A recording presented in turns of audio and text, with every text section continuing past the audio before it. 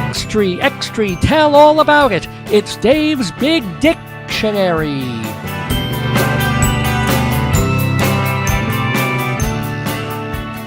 Dave's Big Dictionary, it is here on the Dave's Gone By radio program of the stream. The idea is I use the segment extemporaneously to kind of talk about my life, and one impetus, one road into that convoluted path is through a word in the dictionary that my wife randomly picks every time we do this segment. Well, the word that she picked for this Saturday, May 12th, 2018, is HUE.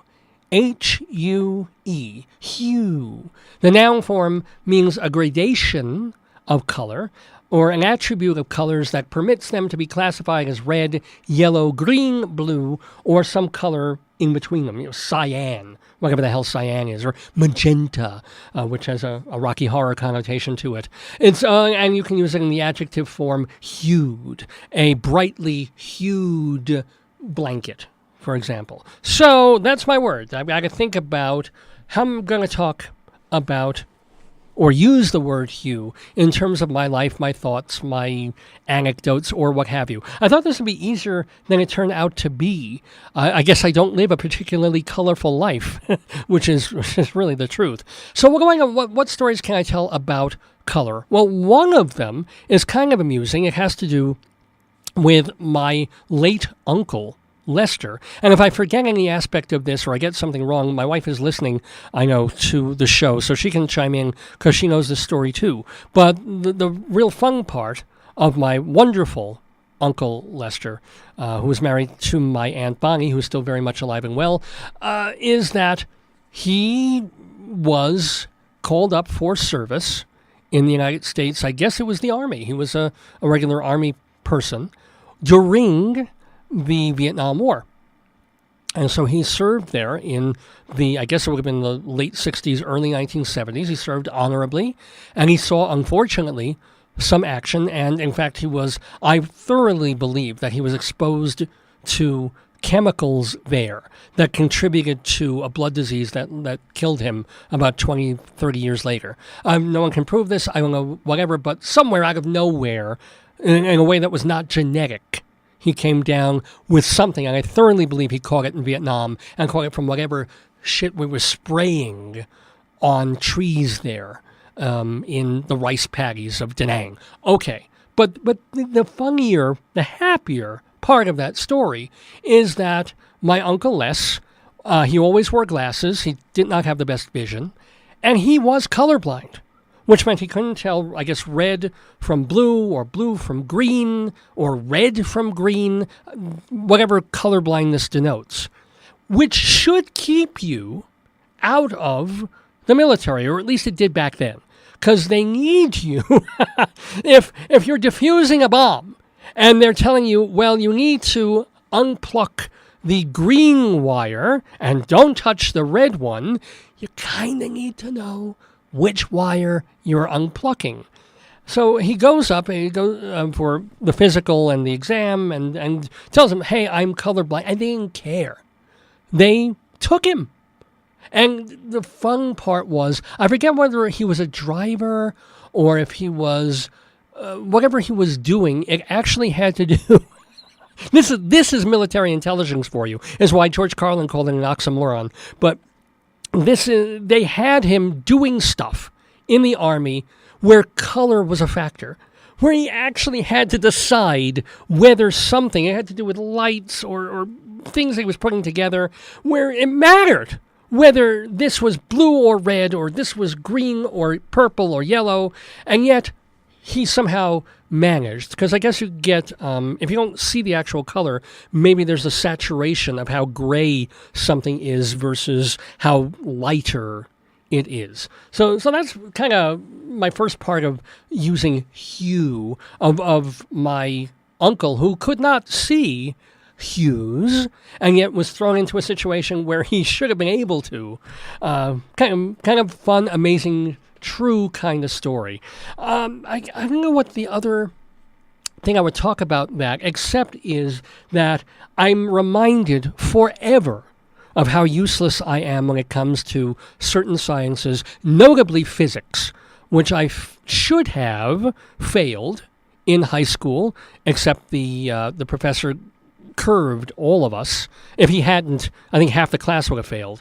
Should have taken AP history, should have taken another language, and it brought my high school GPA down. I couldn't get it. I couldn't handle the word problems. I couldn't put the things together. Just didn't know one bit about it. I think maybe 20% of the curriculum stayed with me and resonated with me, and that I figured out and got in physics when I took it in high school. Could not latch my mind around it.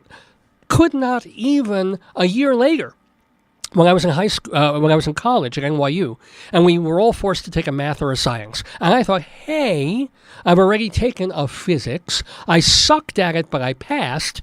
Now I'll take another physics course. It's just half a year instead of a full year. Most of it will be stuff I've already studied. Maybe I'll get through it. And I didn't want to take higher maths in terms of, because geometry I'm useless also. Anything spatial relations, angles. I loved algebra, and trig was okay, although the trig part was shapes, not so much. Word problem, not so much. But better physics than that. And at NYU, they designed a specific course for all us artsy-fartsy people. People who were going to go on to be the next Scorsese, the next Paul Mazursky, Woody Allen, Orson Welles. It was called Light and Color in Nature and Art.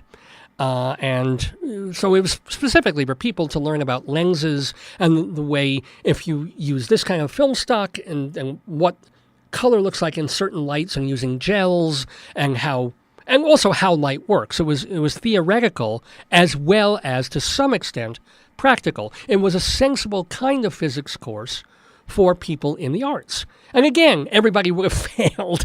Half the class would have failed if the professor hadn't curved. But since I already knew some stuff going in, and there was also more stuff with cool lasers and things, there I think I got a 70-something instead of the 65 that I got in high school. But the point was, even then, whether it was in high school, whether it was a year later in college, when it came to stuff about colors and prisms and the way the addition and subtraction and the way colors work, and on the spectrum from yellow and green and ultraviolet and minus, if you combine this color with that color, it takes another color out, and here's the percentage of color that it's removing. I'm like, yeah, black is the absence of color, white is all colors. Okay, get that. Anything in between that is mathematical, gone. So you'd figure I would get a little bit smarter as the years passed. I was still a kid. I was in my early 20s, late teens, actually, going to NYU and trying to suss all this color stuff out. Never had to think about it. I didn't really get into film, unfortunately. I did not become the next, I always wanted to be, there was never a problem for 30 years when I said I wanted to be the next Woody Allen. Now, if I want to say I wanted to be the next Woody Allen, people will look at me and it's like, oh, really? So you like 10-year-old daughters? I'm like, okay, no, maybe not the next Woody Allen, maybe the next Bergman, okay? The next, not that big a fan of Truffaut. The next Wes Anderson, fine, what have you. So I'm taking a master's degree here at UNC because, I get free tuition because my wife's a professor here, blah, blah, blah. And I'm taking theater courses. It's theater education. And part of that is also about producing theater. So here you go. There's the plastics of theater. There's design, and there's costuming, and there's lighting. And we have a professor. And once again, he's holding up colored wheels, showing us, like, this is minus 45, and you put this gel in front of this gel, and you notice how then you get this color, because if you subtract this from this, you get, and I'm literally, now I'm in my mid to late 40s, and I'm even dumber than I was in my late teens. I'm literally praying that there's no actual test on this, and that I never have to explain it to any teenagers that I have to teach, if I ever teach a theater course in design, if I ever have to direct, I'll leave somebody else to do the gels and the lighting pattern. Because if I want to do that, I'll take a lamp, I'll take some gels, I'll go whoop, whoop, I look, and I'll see, oh, that's okay. I like the way this looks. Let's dim that when we get to this line, and I'm good. I don't need to know the theory. I don't want to know the thing. We talked, Hansel talked about God before. Let God deal with the theory of color and hue. Leave me out of it. Just let me look and appreciate it. Okay? If there's a certain ratio of color frequencies and waves and vibrations going into my eyeballs that make me see and perceive color a certain way that may actually be different from the way somebody else, that's fascinating. I don't give a shit. It's just, let the color be there. Let me enjoy it. I'll stay with the color, and the math can stay with hue. Get it? Little pun there. HUE, HUE. Okay.